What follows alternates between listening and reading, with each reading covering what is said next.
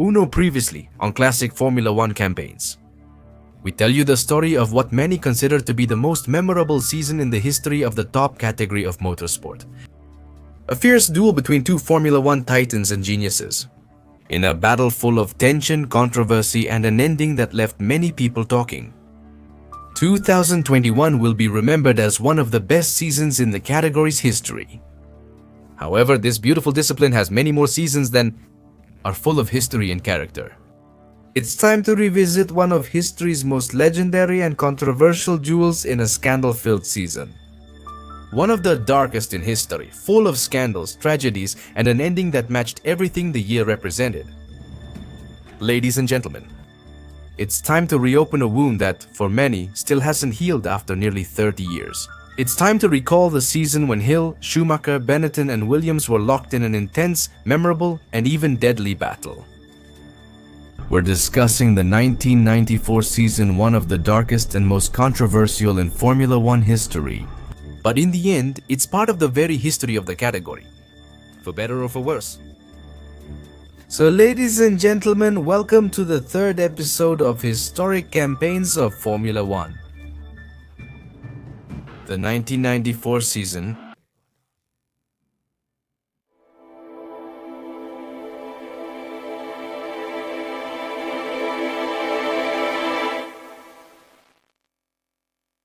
The 1994 season was at the time filled with unexpected scenarios. A season that initially appeared to be just another in the big circus. That ultimately became one of the darkest seasons, marked by tragedy, controversy, and events that made it historic. Background: the duel occurs in 1994. The first main character is Williams. Formula One, a team with a winning pedigree, at that time 6-time Constructors' Champion and 5-time Drivers' Champion since 1980, Williams had dominated Formula One since 1992 thanks to the development of innovative technologies. Back then, electronic aids that made their car completely unbeatable by cars that didn't have them, resulting in overwhelming dominance. For example, the 1992 car had, traction control, anti-lock brakes, active suspension, semi-automatic transmission, pneumatic springs, and other features made driving faster, more efficient, and easier, surprising many rivals. And this development had ended the dominance of McLaren, who since 1988 had monopolized success in Formula One, especially Ayrton Senna, who won 3 titles during 4 dominant years. This new Williams beast would allow Nigel Mansell to comfortably win the World Drivers' Championship in '92. All the men on the grid now want to drive for Williams due to their technological dominance. That led to 1993. Ayrton Senna aimed to join Williams, then the only team able to compete for the driver's title. That year, Williams signed 3-time world champion Alain Prost. And in his contract, he included a very clear clause stating that under no circumstances did he want to be Ayrton Senna's teammate again. And although there was a possibility for the Brazilian to drive for Williams in 1993, this clause prevented it, leading the Brazilian to call his former teammate a coward, accusing him of not wanting to compete on equal terms with him again. But it seems that in 1993, the other teams would start developing their own electronic aids. But Williams already had an advantage in that area, making it so that, despite the efforts of McLaren and Senna, Alain Prost took a very comfortable world championship. In 1993, Senna wouldn't just sit back after not being able to compete with Williams in 1993. That season, he finally signed a contract to race with Williams in '94. Alain Prost chose to retire after winning the world championship, also to avoid sharing a seat with Senna. This made the 1994 lineup Damon Hill, who had been with the team all of '93. What about the new signing, 3-time world champion Ayrton Senna?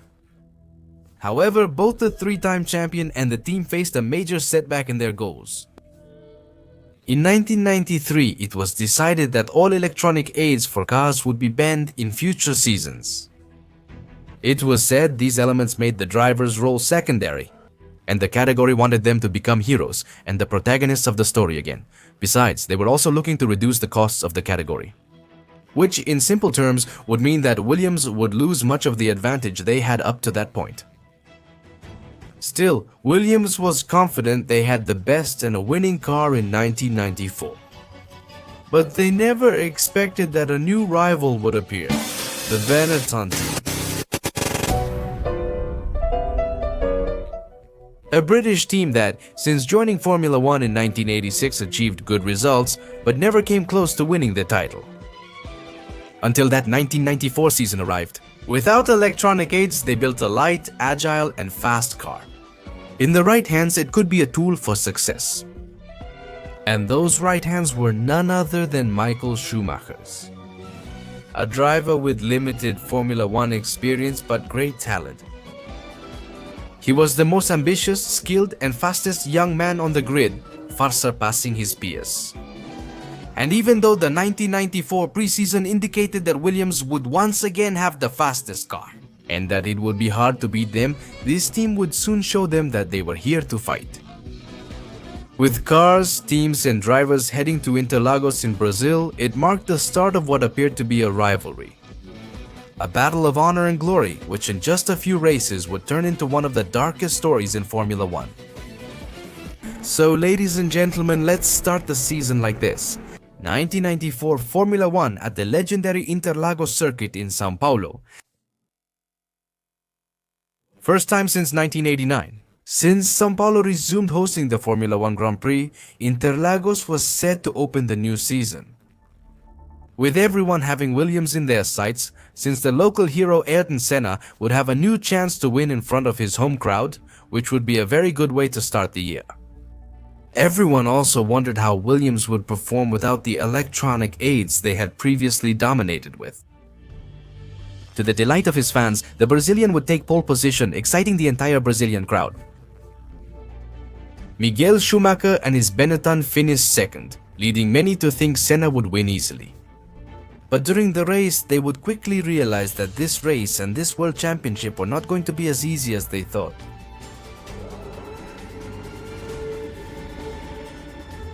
Senna defends pole position from Schumacher, who is overtaken by Gerhard Berger's Ferrari, creating a gap between them.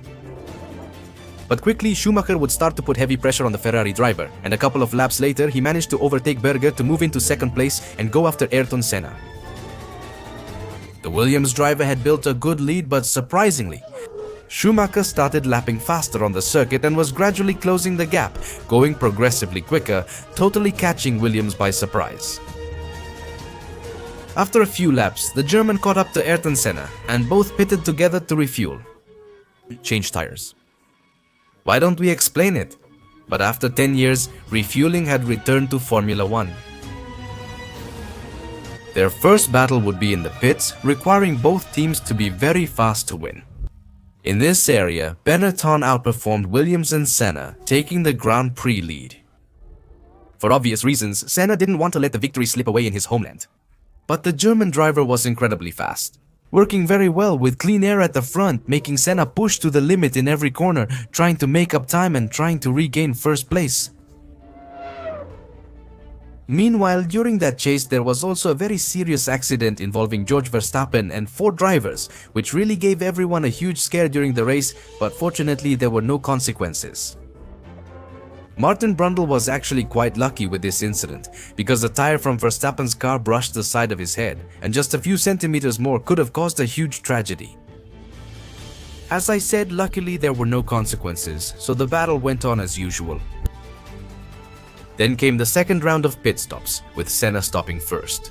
But once again, when the Benetton team stopped Schumacher, they were a second faster than the Williams team's stop, meaning that if Senna wanted to win, he would have to do it entirely on the track. So the Brazilian pushed hard again, aiming to win at home and driving to the limit until lap 55. A mistake would take that possibility away from him. In the chase, trying to close the gap with Schumacher, the local driver makes a mistake at the Juncao corner, his engine stalls, and since he can't get it started again, unfortunately, he ends up retiring from the race. Handing the victory to Michael Schumacher on a silver platter in enemy territory, the German struck first in the superstar's home. Senna and Williams realized this year wouldn't be easy for them. And it seemed that soon a rivalry would be born that could reach the level of what was Senna versus Prost. Weeks later, the next race was the inaugural Pacific Grand Prix, marking the first time Japan hosted two World Championship rounds in 1 year. This Grand Prix was held at the Okayama circuit, a short technical track that challenged drivers. But where qualifying well seemed absolutely necessary, since experts predicted that it would be a track where overtaking would be difficult. Once again, Senna would take pole position, wanting to win this race to turn things around after the blow he suffered at his home Grand Prix. Schumacher once again would start in second position. With their rivalry growing, an intense battle in Luponaland was expected between the two.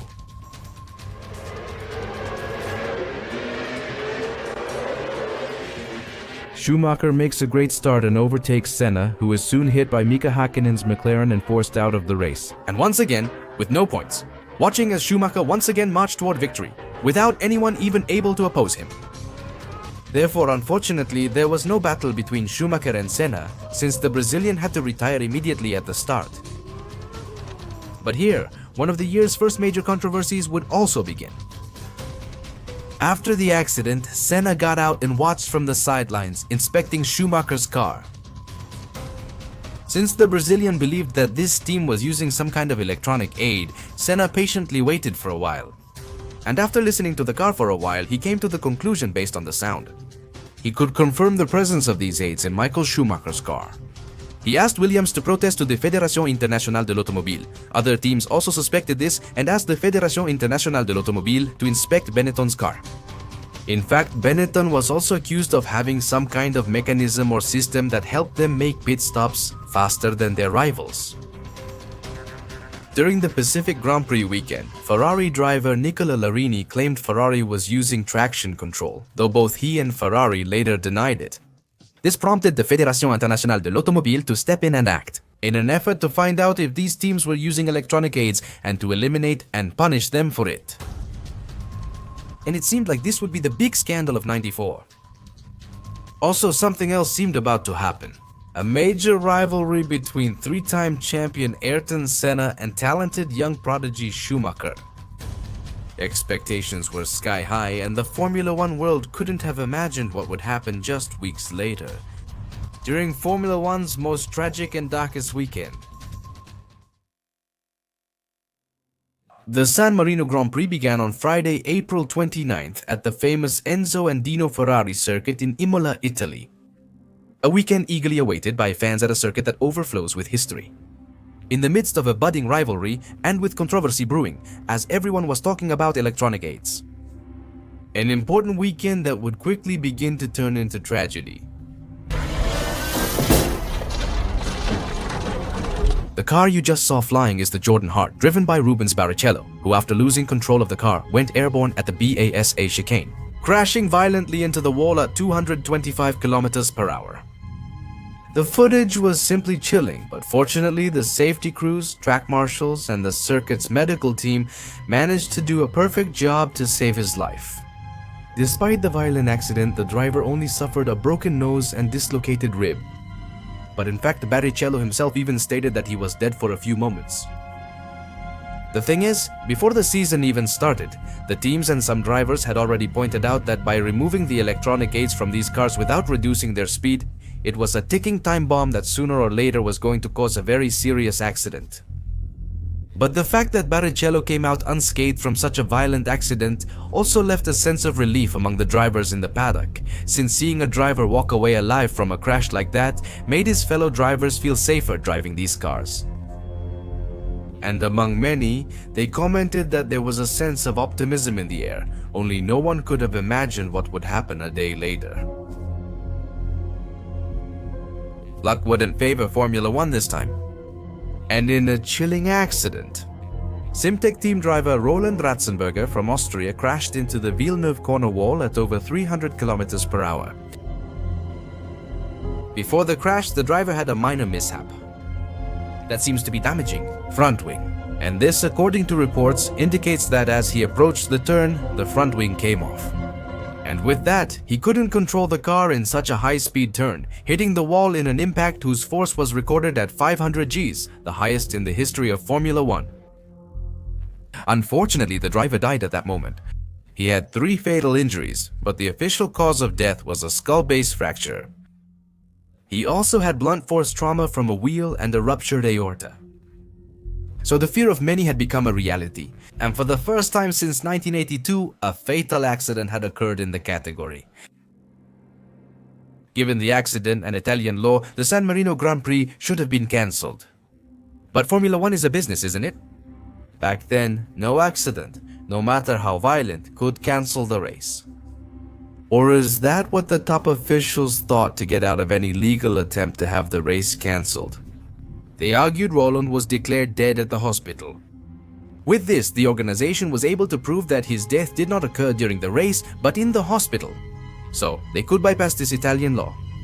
Something that makes no sense to me, but legally protected Formula 1 so they could continue with the event. That decision protected Formula 1's interests, but soon they would realize that doing that was the worst mistake they could have made. Despite everything, the show had to go on. Senna managed to take pole position and would start from the front row to extend this San Marino Grand Prix. Schumacher was again in second place, and despite the tragedy, both drivers would still compete for victory. The cars lined up to start Sunday's Grand Prix as usual. There were tributes to Ratzenberger, but most people just wanted the Grand Prix to end. But the race had to start, and this would soon lead Formula 1 into one of the biggest scandals it had ever experienced in its history.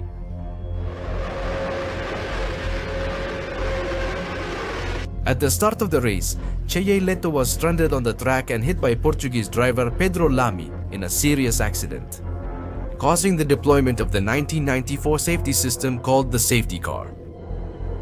And the safety car would stay on the track for 5 laps to slow down the cars and remove the crashed vehicles.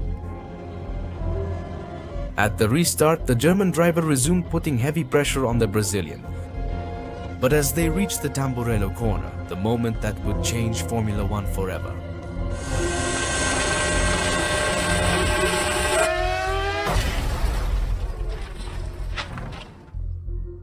Senna lost control at Tamburello and crashed hard into the wall. Although the crash didn't appear more severe than previous ones at that corner, the issue was that Senna wasn't moving or responding. The safety crew rushed to the Brazilian, but the driver didn't respond. And where, little by little, everyone started to imagine the worst. Senna had to be removed from the car by the marshals without showing any physical reaction. Aerial shots and footage of the circuit only made what was happening more chilling and made everyone fear the worst. Senna had to be airlifted to the hospital, but Formula 1 decided that no one would be informed about Senna's condition. After the red flag to help the driver, the race was still set to restart.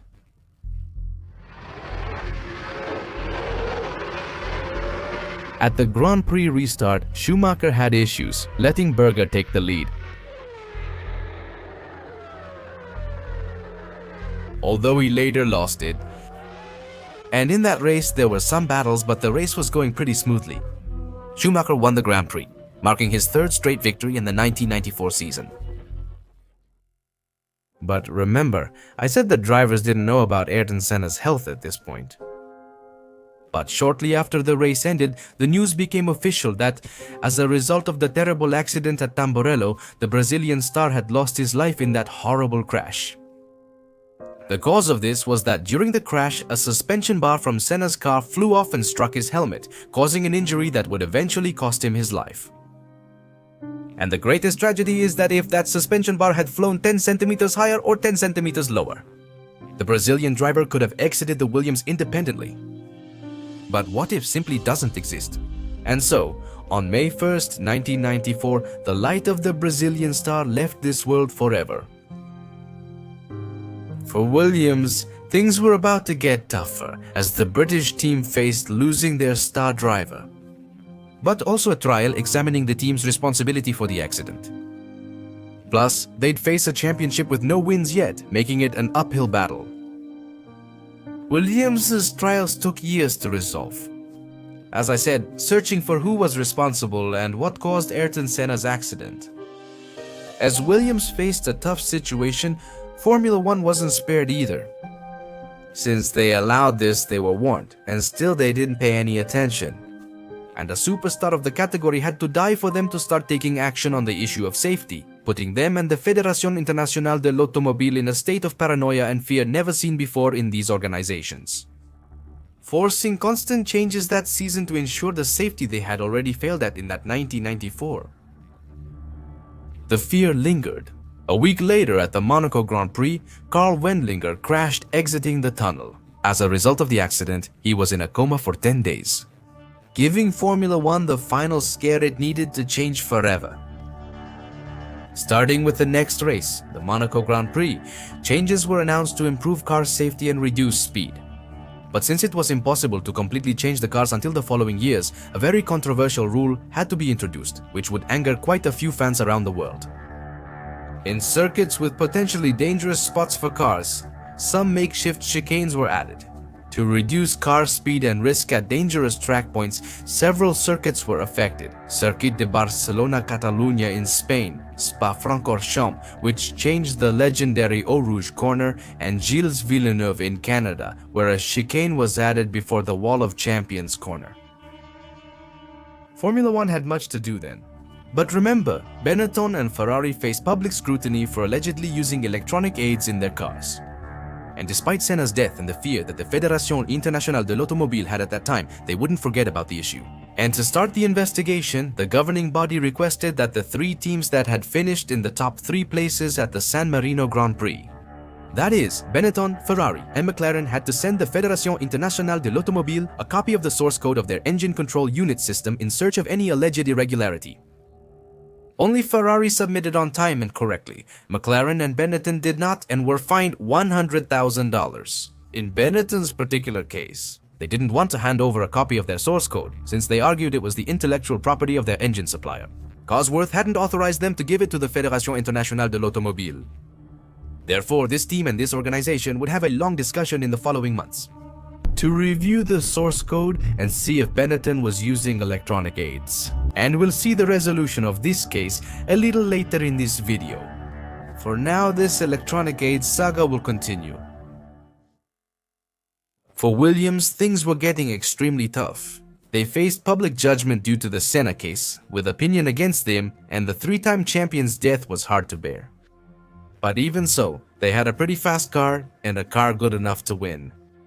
But this time, it would have to be Damon Hill who would now raise his hand to say, "Here I am and we can still be world champions."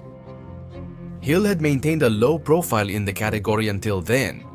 He debuted in 1992 at age 30, and again in 1993.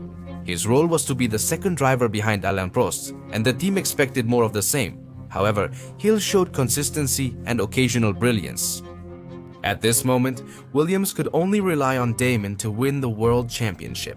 He was Williams' last hope. But because of their memory of the scene and the competitive DNA they had to play to the limit until the end in order to have some redemption and at least a bit of joy to share. After the Monaco Grand Prix, Schumacher was the leader of the World Championship with 30 points and 4 consecutive victories. Hill was second but had just 7 points. Williams and Hill needed to end Schumacher's streak and start winning at all costs to have a chance.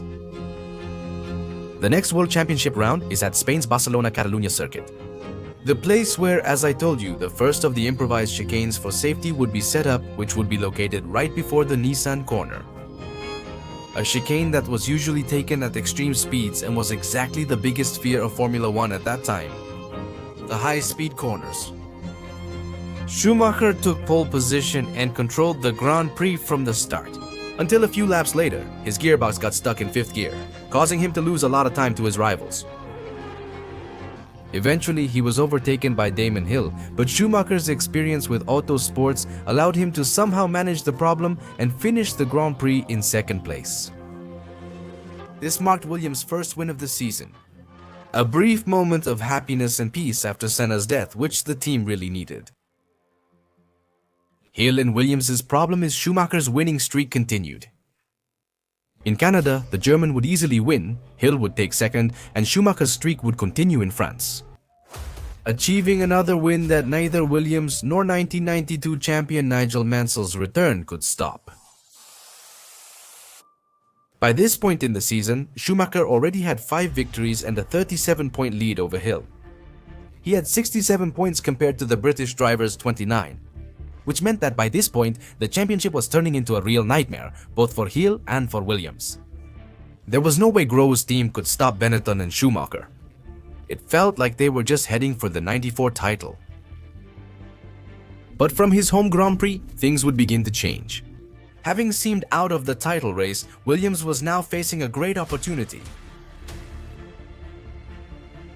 The weekend from July 8th to 10th would be the date marked on the calendar for the celebration of the British Grand Prix. Benetton and Williams were racing at home since they were British teams, but the pressure was on Gross's garage. They had to turn the World Championship around no matter what. They had to defend the championships that, at least up to that moment, were slipping away from them. As they neared the season's halfway point, this was their all-or-nothing moment. The qualifying session hinted at an exciting battle. Hill, Schumacher, and Berger had a thrilling qualifying showdown, with all three extremely close. In the end, local Damon Hill took pole position, extending the British Grand Prix. Hill knew that he and Williams needed to win that Grand Prix. Meanwhile, Schumacher aimed to deliver a near-fatal blow in the title race. This would start a British Grand Prix where, unbeknownst to Schumacher, luck would soon turn completely against him.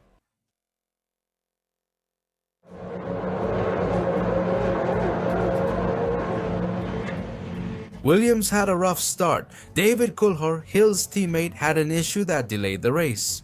Since he caused the delay, would he have to start the Grand Prix at the back of the grid? After the brief interruption, the cars lined up on the grid and the British Grand Prix began.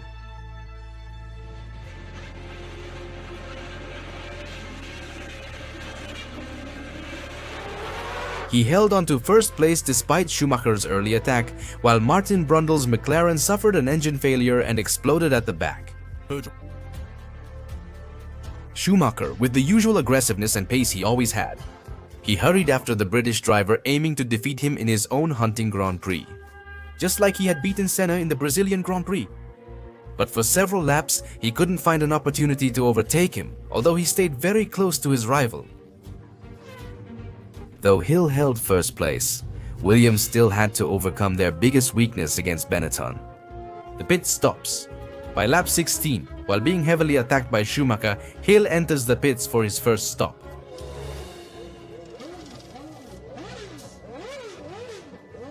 One lap later, Schumacher pits.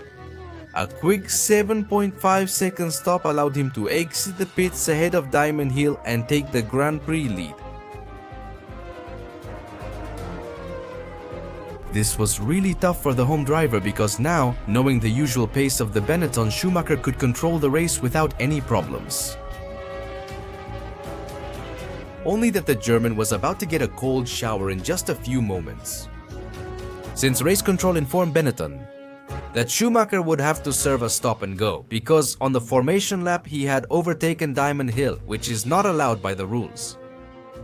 Schumacher was supposed to serve the penalty in the next laps, but the team told him to wait while they discussed it with the Fédération Internationale de l'Automobile. Because he didn't serve the penalty, Schumacher was eventually shown a black flag. Schumacher also ignored it for several laps as his team tried to persuade the Fédération Internationale de l'Automobile not serving the penalty was a misunderstanding, as they weren't properly informed about it. The Fédération Internationale de l'Automobile withdrew the black flag, so Schumacher pitted to serve his stop and go. With that, Hill was able to regain the lead in a race that seemed lost after the pit stop. By this point, Schumacher had lost the race, while Hill finished the final lap in his Williams. He crossed the finish line with the checkered flag waving, and with that, he won this Grand Prix in front of all his fans.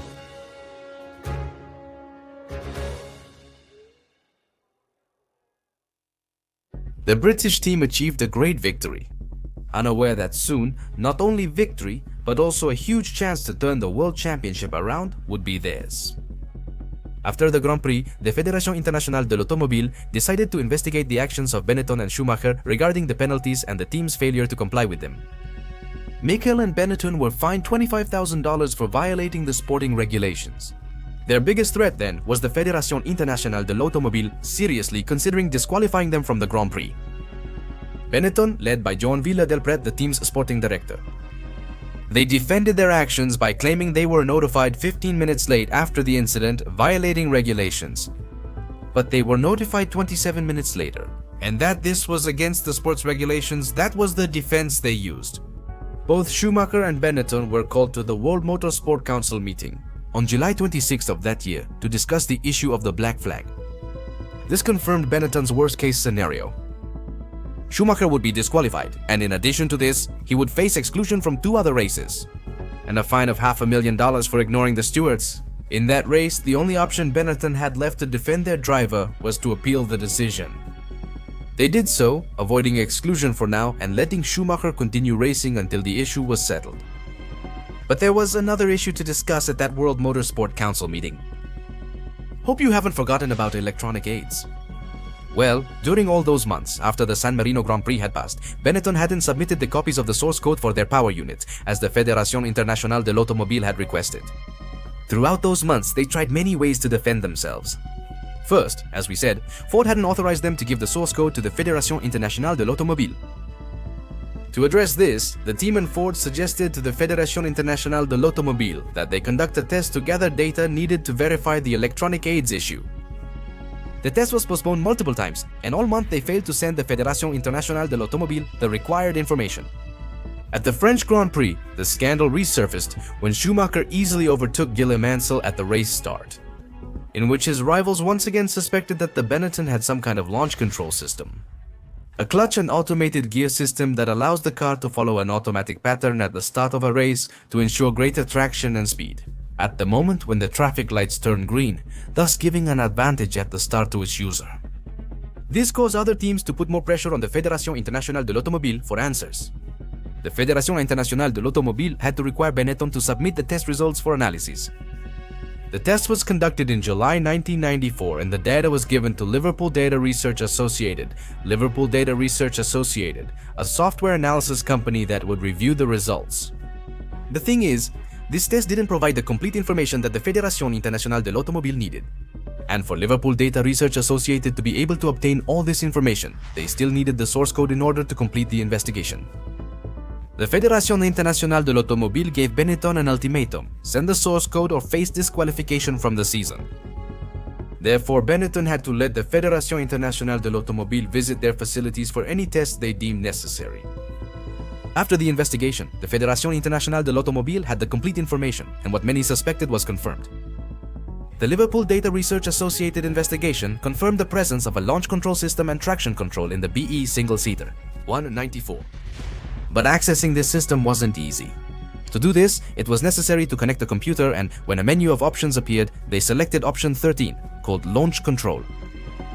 And to make this a bit more suspicious, that menu only displayed 10 options, so option 13 was hidden. And by activating this option with the computer and executing a series of commands, with the car's steering wheel and pedals, it was possible to activate this traction control and launch control system. Therefore, Benetton was facing a serious risk of being disqualified from all competitions. Just when the Fédération Internationale de l'Automobile seemed to have them, they turned the tables and challenged the Fédération Internationale de l'Automobile instead. Benetton managed to argue that this system was only used during testing and that it was set up that way to prevent anyone from activating it. The Fédération Internationale de l'Automobile didn't believe them, but Benetton still got away with it. Even though electronic aids were banned, the regulations didn't say cars couldn't have them installed. There was no way to prove those aids were activated during the races. So, no matter how much the Fédération Internationale de l'Automobile suspected and didn't believe Benetton's words, there was no way to prove their illegality. Technically, they hadn't violated the regulations, and with that, they avoided being disqualified. If this argument was true, we'll never know. Benetton clearly emerged from the investigation unscathed. However, the year's second half would be a winding road, with controversies far from over.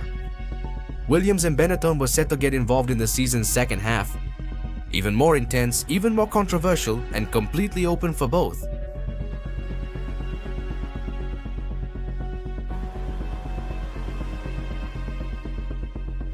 Thank you.